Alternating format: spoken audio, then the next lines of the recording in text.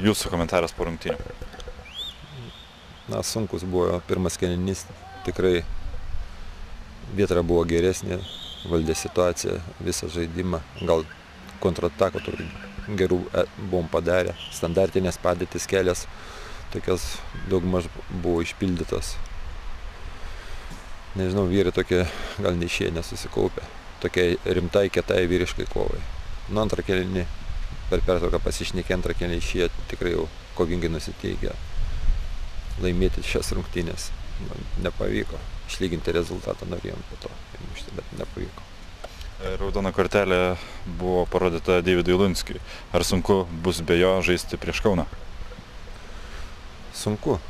Netektis Deivido tikrai bus sunki mum komandai. Tuo labiau, kad dabar iš rinktinės grįžę žaidėjai taip pat nėra geros formos tiek Lukoševičius, tiek Arlauskis Davidas. Gal lyderis Arlauskis vartuose stabiliai stovi. Nu, džiaugiamės, kad iškovojom 3 taškus, bet kaip rodė varžybos, tai buvo labai sunkios varžybos. Bet, kaip minėjau, džiaugiamės 3 taškais ir tiek.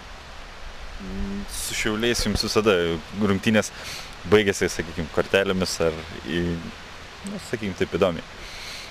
Nu jo, visada su Šiauliais, nežinau, tai paranki mums komanda, bet vyksta tikrai įtempta kova iki paskutinio švilpuko ir tik tai taip nustebino Šiauliai, kad žaidžia labai protingai ir drausmingą futbolą.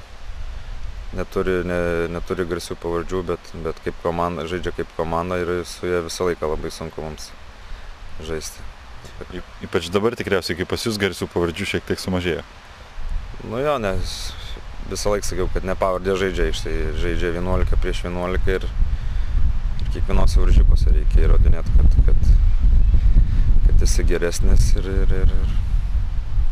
Ar tai, kad netekote kelių žaidėjų, kurie išvyko žaisti kitus klubus, komandos tikslai kokie dar nesikeičia?